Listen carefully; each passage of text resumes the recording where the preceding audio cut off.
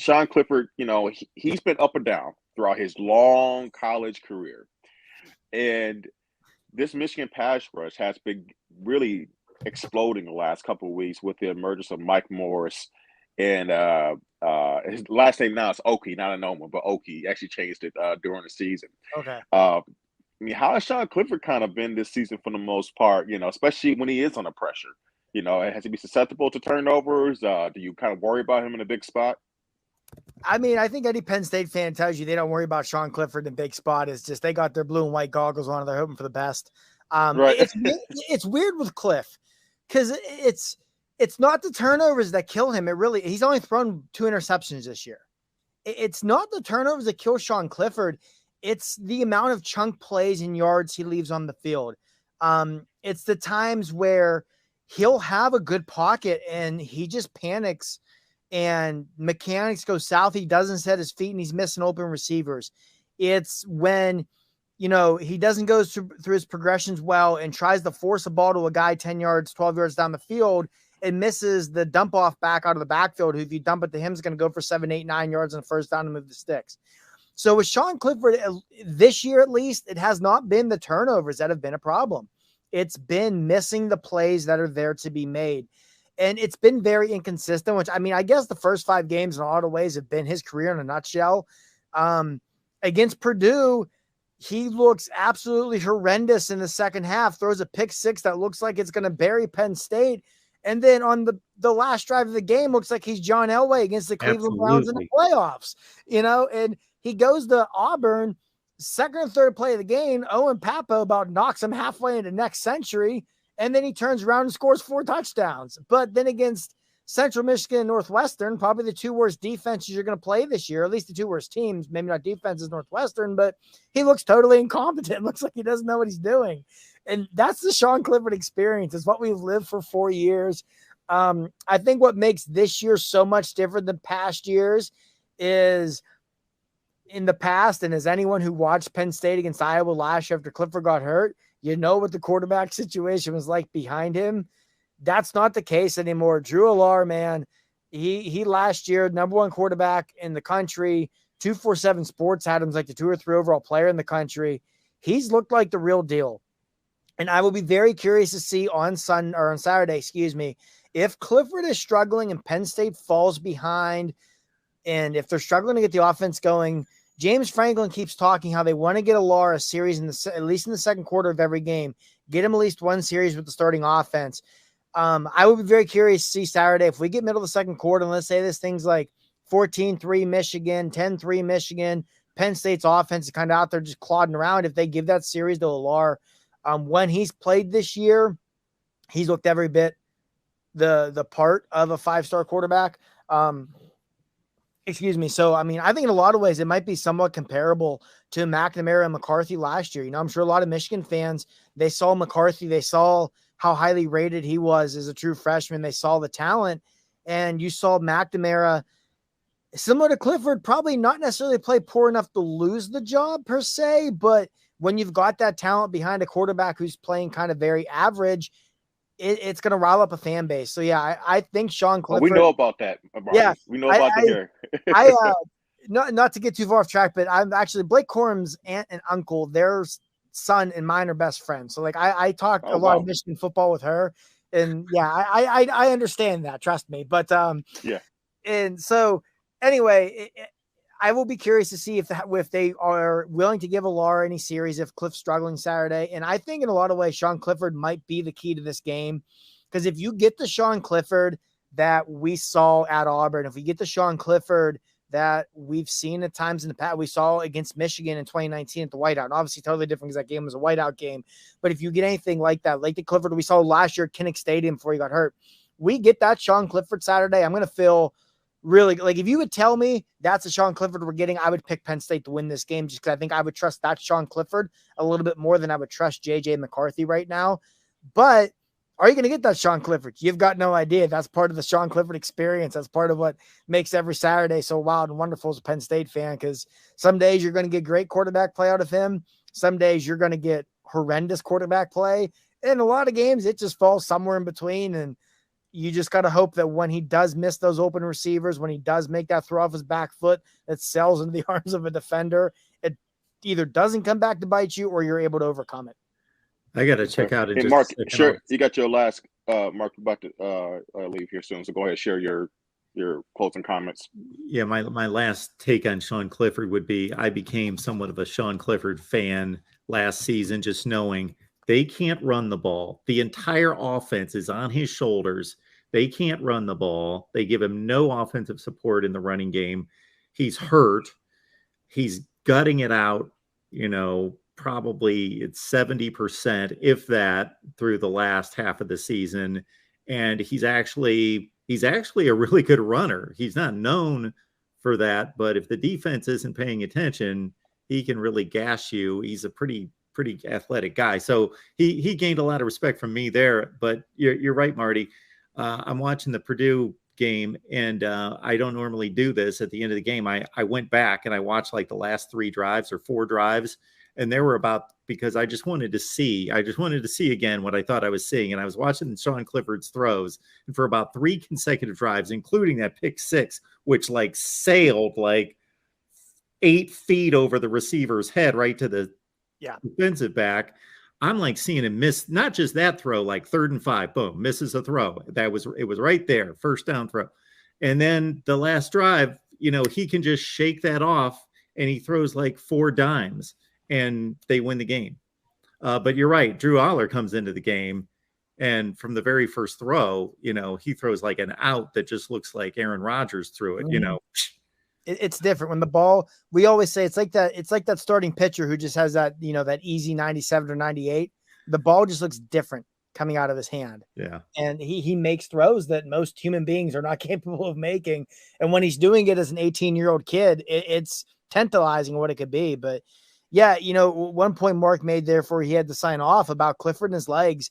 That's a big part of his game. And it's something we have not seen much this year. Part of me wonders, he's a guy who every year as a starter has missed at least 1 game due to injury.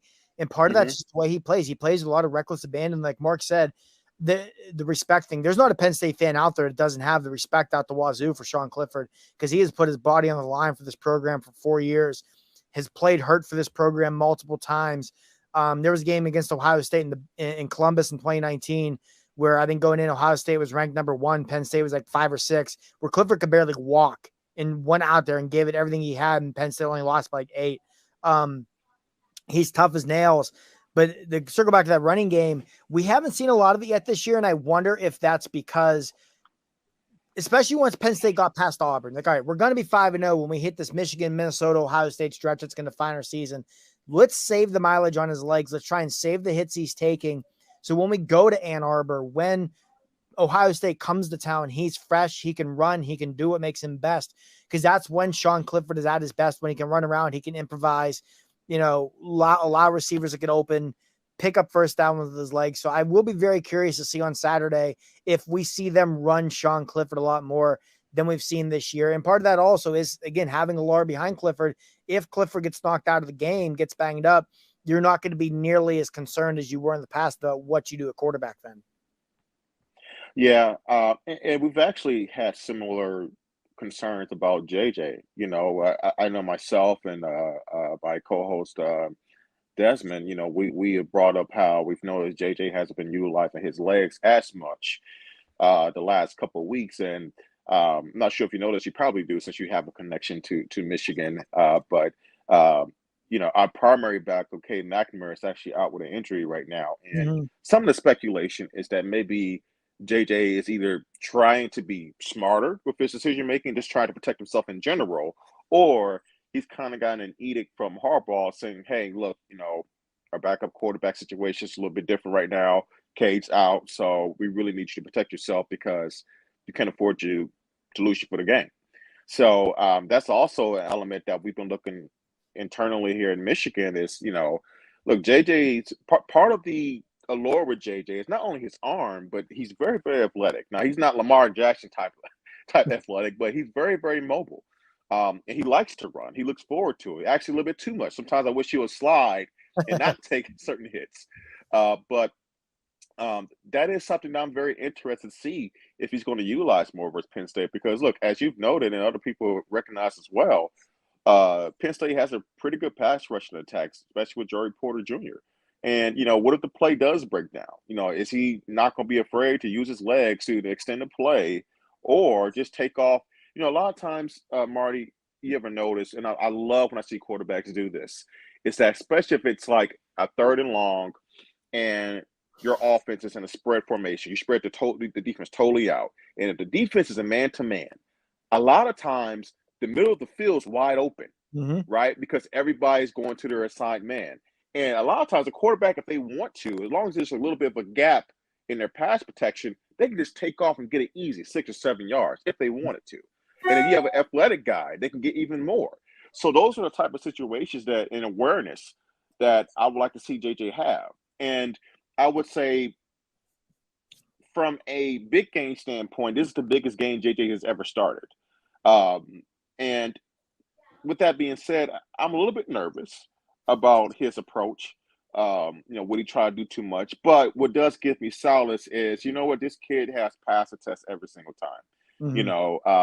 We were worried at first, at least I was, with the competition that Michigan had compared to Penn State is not even close. We had a very, very cupcake schedule to start the season. And when JJ took over, he was playing well, but he really wasn't being tested. And, his first test was against Maryland. He did well, made a couple mistakes, but he passed the test. Then he went to Iowa and played well again. So, like I said, he's been getting better week to week, but this is a very, very fast and athletic team. And he is susceptible to make mistakes just due to his youth. You just never know when a young guy like that. So, I don't know. What's Penn State's, at least from Penn State fans' perspective of, JJ McCarthy? Is he somebody that you guys, I would never use the word fear. He doesn't have that kind of reputation yet. He has to build more of a resume. But he's somebody you guys kind of look kind of worried, like, man, this kid's very talented. You need to watch out for. What's your guys' view on him? I mean, I can't speak for all Penn State fans, but I know I can speak for my cohorts of Black Shoe Diaries and a lot of friends of mine who are Penn State fans, people I talk to regularly. We definitely were all hoping that Cade McNamara would win the starting quarterback job. And a lot of that is, and that's not even a knock on McNamara. It's just, you kind of know what he is. McCarthy, like you said, you don't totally know what he is, but you see the talent there, and that's what scares you as an opponent. Has McCarthy put it all together yet? No, but if he does, you're probably talking about one of the best quarterbacks in the Big Ten, maybe in the entire country. The kid, like you said, he's got that arm talent. He needs to refine it, but it's there. He can hurt you with his legs.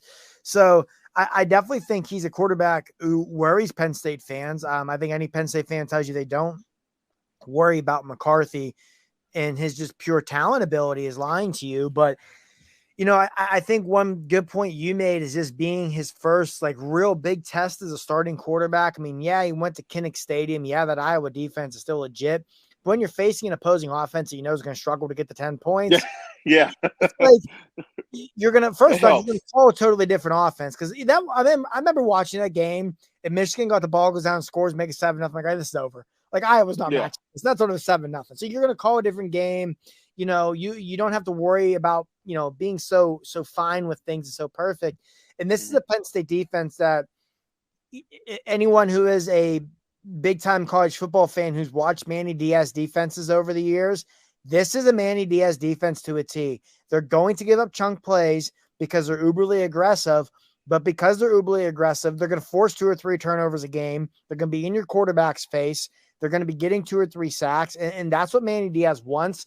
And against a quarterback like McCarthy, who is younger in the first real big test, and maybe he feels like he might have something to prove, that could be somewhere you could exploit that as a defense and try and take advantage. And, as much as I, don't have a ton of confidence most weeks in Sean Clifford just because he's so inconsistent, that is one thing this Saturday about Sean Clifford I do feel good about is he's played in so many games like this before. The stage isn't, I'm not saying the stage would be too big for JJ McCarthy, but it's definitely not going to be too big for Sean Clifford. And if Sean Clifford comes out and makes an early mistake, like Mark talked about, he's so good at brushing that off and rolling with it. If McCarthy starts 2 of 8 with an INT, how does he respond to that? You know, you would know better than me, but have they ever really seen a game where McCarthy started slow like that and he's had to bounce back, especially against a defense of this caliber? So I think if you're Penn State's defense, you want to try and jump on McCarthy early, even if it's just, getting pressure on him, getting hits in when you can to where he might start to double think things or get happy feet in the pocket, whatever it is. I do think, I guess I think he's uberly talented. There's no doubt about that. But he's still a young quarterback who, if you start to knock him around, you start to make him overthink some things, his own mind, I feel, could potentially get him in some trouble. Yeah, for sure. Now, look, statistically, JJ has been, getting better. Look, he had 300 yards, last week. He played exceptionally well, as D Brown. A lot of people, a lot of our loyal, we love them. Our lawyer subscribers like to point out. They feel like JJ doesn't give his due. I do give him his due, but the way I look at things, man, it's proven ground, right? And I think for both these teams, this is a huge test. When you're a team like, especially this year, I used to have MSU in this category too, but they are terrible and they don't deserve to be in this category. But Ohio State, Michigan, Penn State, these are three programs that are on a trajectory to not only win the Big Ten, because we know the West is terrible. No one in the West can play with either of these three teams, but to make it to a college football playoff and maybe even win a game, right? I look at it from, step-by-step basis, right? Okay, how's the team trending? Well, how's this side of the ball? How's the other side of the ball? Who are the emerging players? Who are the returning players, and how are they doing this year, right? Who are the guys that are unforeseen? And JJ is a huge part of that here because his raw ability unlocks this offense chances to be something they've never been before, which is I've never seen Michigan have an offense where their quarterback is equally a running and passing threat, a dominant two tandem running back situation, and really tapped in on the outside. Now, on paper, they had that. They had that, right? But it's still coming together. It's still coming together, and JJ's maturation process is going to be pretty much the glue to that. So that's why I'm very, very like, hey, I want to make sure he's doing the right things. I'm very hard on him because he's been missing deep shots down the field. That could be huge in this game. This would be one of those games where I think the scoring margin is going to be very, very small. It could be a field goal difference, right? Well, if Michigan somehow, we get a guy, Roman Wilson, I believe he's healthy enough to play this game. He's one of our speeches on the team. He gets one of you guys beat on the outside and JJ overshoots him. That could be the difference of winning and losing. So, it's one of those things where, man, I think the margin of error is going to be very small.